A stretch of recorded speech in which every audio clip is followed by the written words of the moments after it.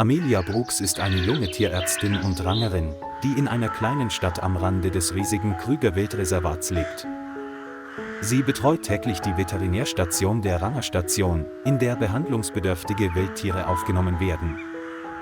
Amelia lebt allein in einem einfachen Holzhaus am Waldrand, nicht weit vom Naturschutzgebiet entfernt. Ihr enger Begleiter ist eine kleine orangefarbene Katze, die ihr bei all ihren täglichen Aktivitäten stets folgt. An diesem Morgen breitete sich das goldene Sonnenlicht über den Rasen aus, einem seltenen ruhigen Ort in den Vororten. Amelia breitete eine grüne Decke im Gras aus, legte sich hin, umarmte die Katze und genoss die kostbaren, friedlichen Momente. Das Zwitschern der Vögel aus der Ferne, vermischt mit dem sanften Rauschen des Windes, vermittelte ein Gefühl endlosen Friedens. Die Katze schloss die Augen und rieb ihren Kopf an der Hand ihres Besitzers, als ob sie die Liebe und den Schutz deutlich spüren würde. Amelia glaubte, dass es keine ungewöhnliche Vorahnung gab, die diesen wundervollen Morgen ruinieren würde. Doch dieser Frieden währte nur einen Augenblick, bevor ein unerwarteter Besucher vom Waldrand auftauchte.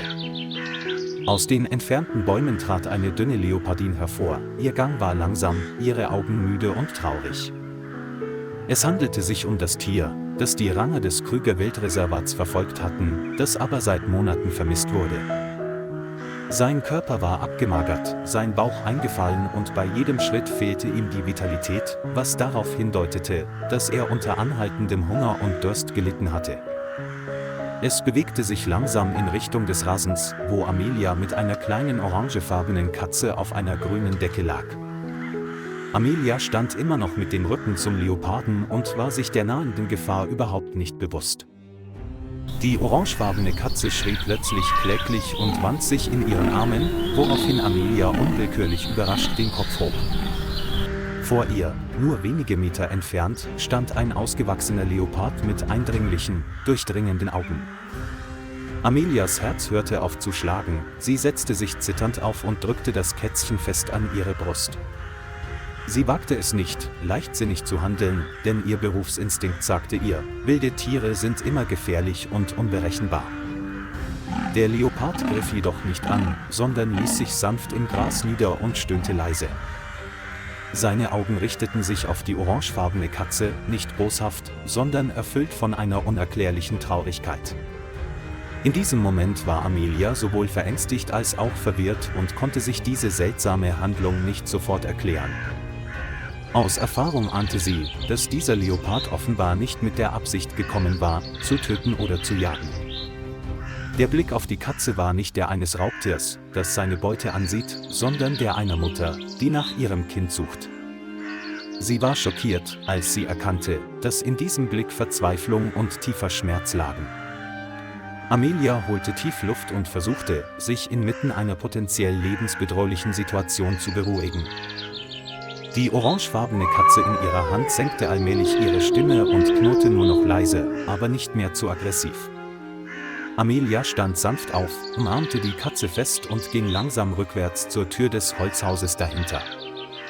Bei jedem Schritt, den sie machte, hielt sie ihren Blick konzentriert, ängstlich und zugleich wachsam gegenüber jeder kleinen Bewegung des Leoparden. Der Leopard lag still da, seine Augen folgten ihm, zeigten jedoch keine Jagd- oder Angriffsabsichten.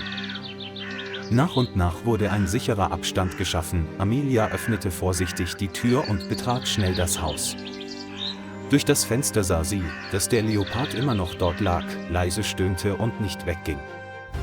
Sein eingefallener Bauch und sein struppiges Fell verrieten ihr deutlich, es war seit Tagen hungrig und zu erschöpft zum Jagen.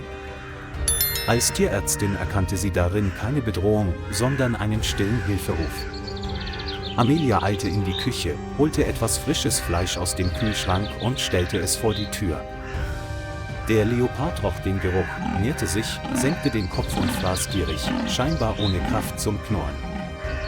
Amelia ging schnell wieder hinein, umarmte die Katze und griff gleichzeitig zum Telefon, um die Rangerstation anzurufen. Ihre Stimme zitterte, als sie die Situation beschrieb, denn die Angst, die so schwer auf ihrem Herzen lastete weiterhin. Einen Moment lang dachte sie darüber nach, was hätte passieren können, wenn sie ein paar Sekunden langsamer gewesen wäre. Das Kätzchen blieb in seinen Armen liegen, die Augen weit geöffnet und blickte misstrauisch in den Garten hinaus. Nur 15 Minuten später traf ein Pickup der Rangerstation Kruger ein, mit 2 Rangern, die Betäubungsgewehre trugen. Amelia rannte sofort hinaus und erklärte die ganze Situation, von dem Moment an, als sie den Leoparden entdeckte, bis er sie vor der Tür fraß. Die beiden Ranger erkannten die Leopardin, der sie seit 2 Monaten gefolgt waren, sofort wieder. Sie wussten, dass sie ein Junges geboren hatte, aber das Junge war totgeboren und verschwand von dort, wodurch das Streifenteam heimgesucht wurde. Der heutige Vorfall machte allen klar, es hatte Amelias Kätzchen wahrscheinlich mit seinem eigenen Verlorenen verwechselt. Die beiden Ranger koordinierten ihre Arbeit schnell. Einer hob das Betäubungsgewehr, der andere trat vor, um aufmerksam zu beobachten. Der Leopard lag still da, seine müden Augen beobachteten ihn, da er nicht mehr die Kraft hatte, Aggressivität zu zeigen. Der Ranger hob sein Gewehr, zielte sorgfältig und schoss den Betäubungspfeil ab, der ihn in die Schulter traf. Der Leopard knurrte leise, taumelte ein paar Schritte, brach dann langsam im Gras zusammen und fiel ins Koma.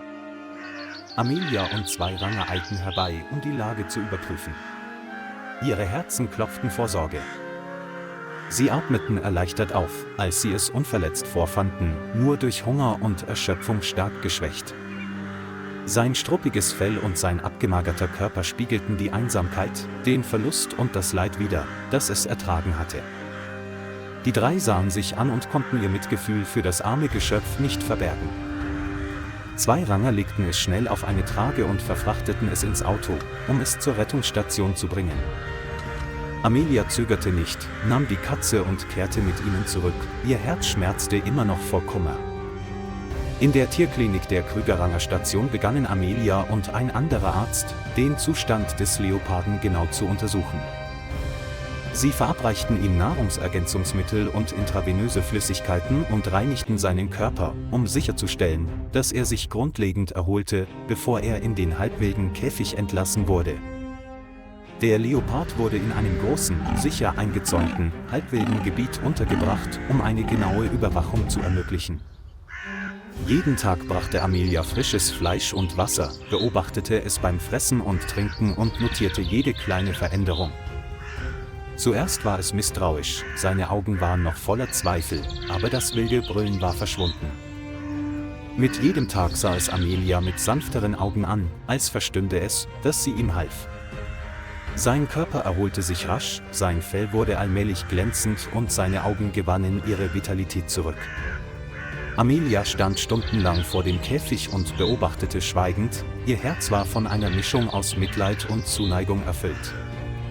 Auch andere Ranger überwachen und machen sich abwechselnd Notizen, um sicherzustellen, dass ihnen keine ungewöhnlichen Anzeichen entgehen. Nach einer Woche konnte der Leopard wieder sicher gehen und sogar laut brüllen wie ein echtes Raubtier. Sein trauriges Stöhnen verschwand und wurde durch einen entschlossenen Laut ersetzt, der die Genesung bestätigte. Auch seine Mentalität ist stabiler, er gerät nicht mehr in Panik, wenn er menschliche Schatten sieht, wie in den ersten Tagen. Amelia spürte deutlich, dass die Wunde in ihrem Herzen einigermaßen verheilt zu sein schien.